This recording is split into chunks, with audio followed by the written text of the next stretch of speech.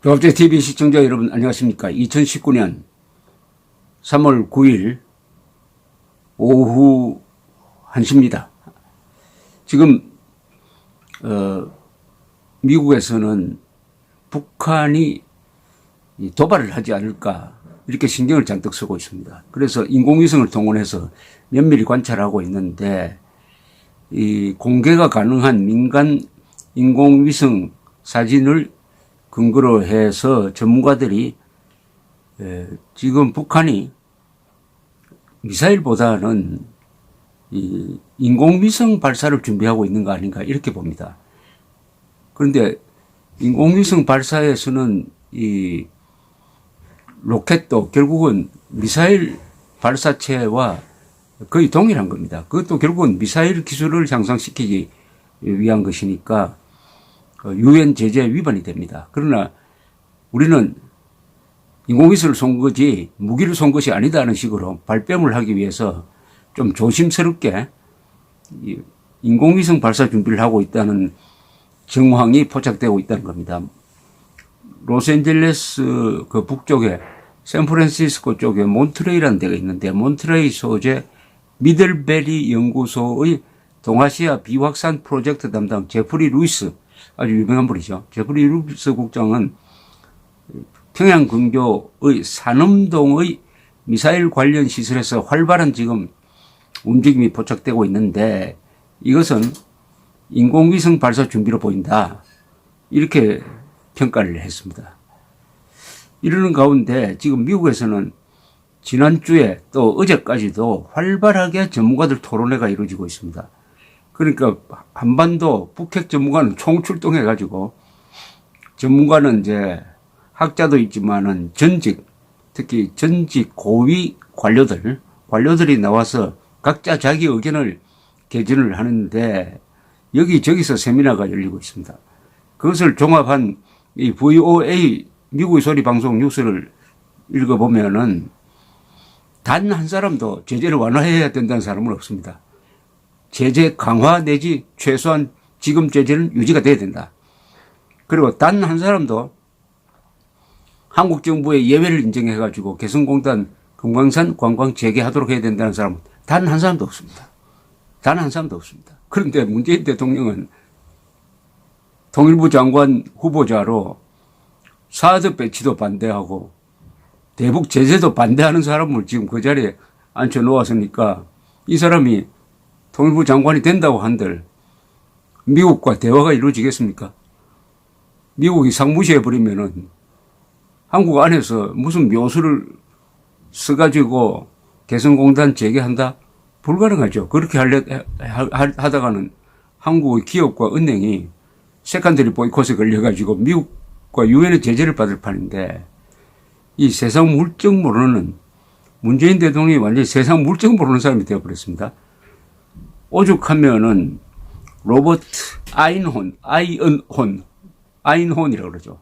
로버트 아인혼 전 국무부 이 군축 담당 특별보좌관인데 이 사람은 뭐라고 이야기를 했느냐 하면은 아인혼 전 국무부 비확산 군축특보입니다.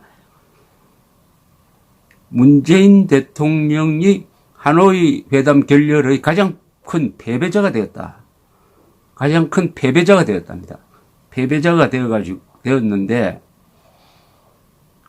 그리고 문재인 대통령이 또 남북 경협을 추진하고자 한다면은 결코 성공할 수 없을 것이다.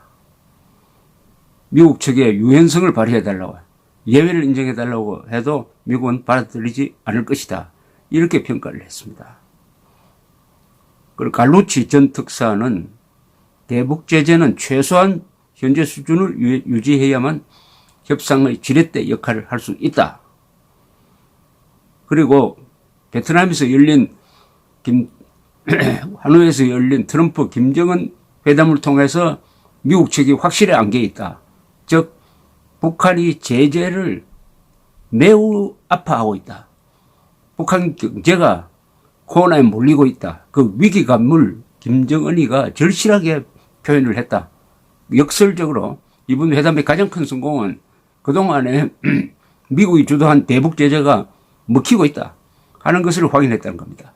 김정은이가 종전선언 그리고 미북 수교 같은 데는 별 관심이 없고 오로지 제재 해제에 총력을 다해서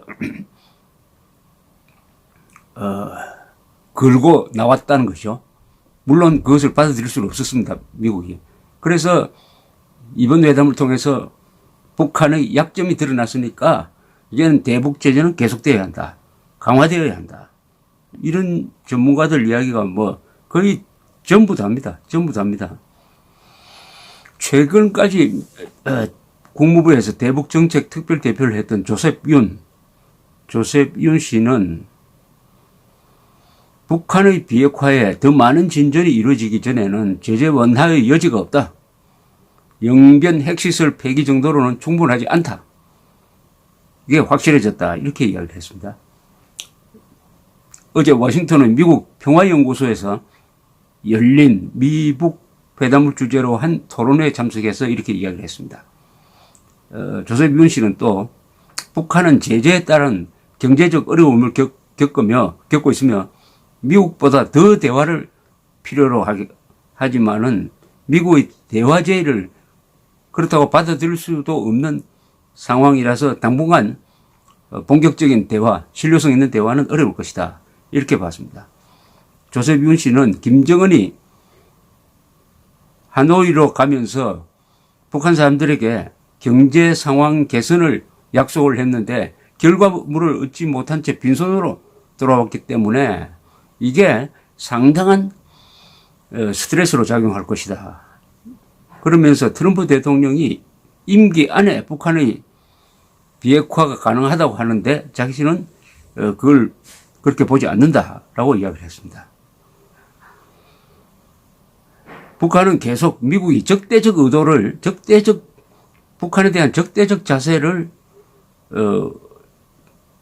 없애주어야 우리가 완전한 비핵화를 하겠다고 하는데 이것도 불가능하다는 겁니다. 미국이 어느 정도까지 해야 북한이 안심할 정도의 조치가 되는지 이것을 확인한다는 것은 불가능하다는 겁니다. 따라서 제재는 계속되어야 하고 회담은 늦어지게 될 것이다. 이렇게 이야기를 했네요. 자, 이렇게 된 마당에 한국이 그러면 계속 문재인 대통령이 지금식으로 하는 배경은 뭘까요?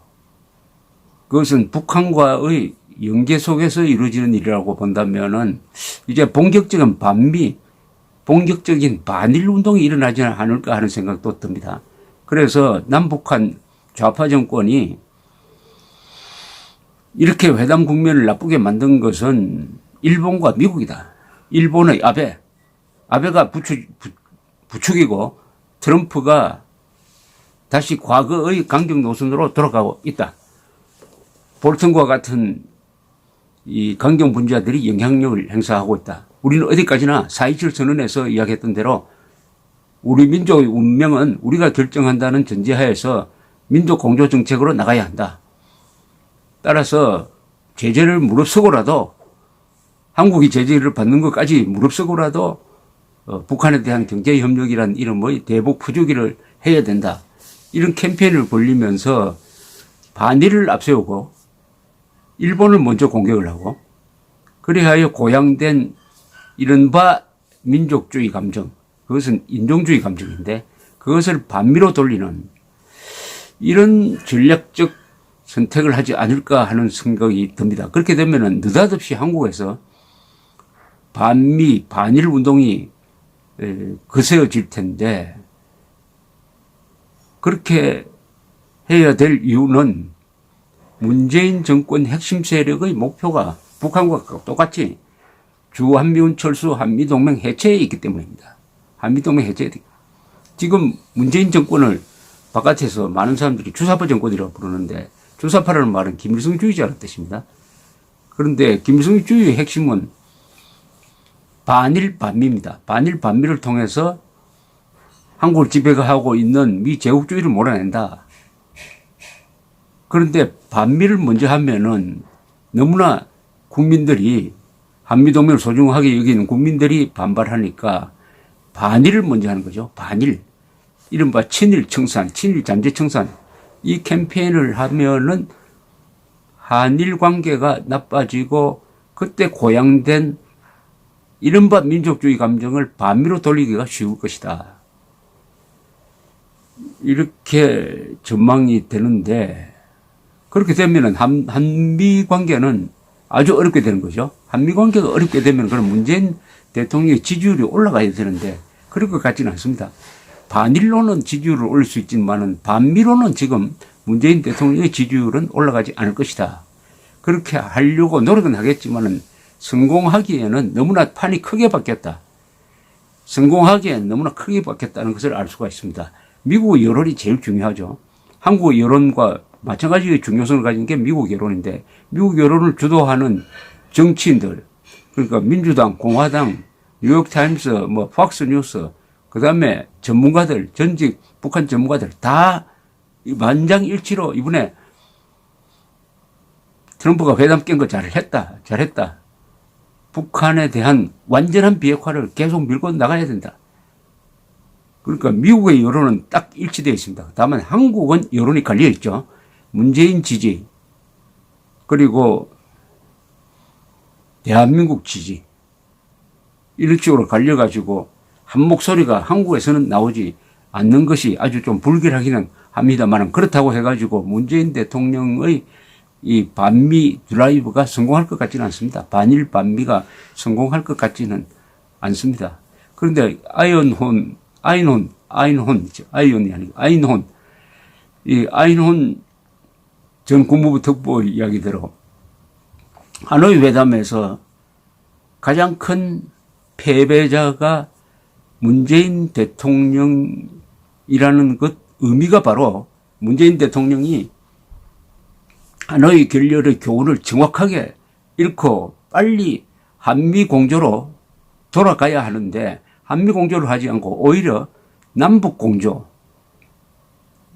이른바 민족 공조 이게 반미 공조입니다. 반미 공조로 가려고 한다. 그러면은 최대 패배자가 이제는 그 패배를 더욱 굳히는 악수를 계속 두게 된다. 이미 함정에 빠졌는데 함정에 빠졌을 때 나올 수 있는 찬스가 이번에 왔었는데 이 찬스를 잡지 않고 오히려 더 깊은 수렁으로 빠지면은 결국은 그 끝은 문재인 정권의 몰락이 되겠죠. 우리 국민들이 이제는 정신 차리는 사람들이 더 많아질 것이라는 게 저희 판단입니다. 지금 한반도를 둘러싼 사람들이 다 깝깝하지만 가장 깝깝한 사람은 지금 김정은이고 두 번째로 깝깝한 사람이 문재인 대통령입니다. 그래도 좀 여유가 있는 게 미국이고 한국인이란 생각이 듭니다. 감사합니다.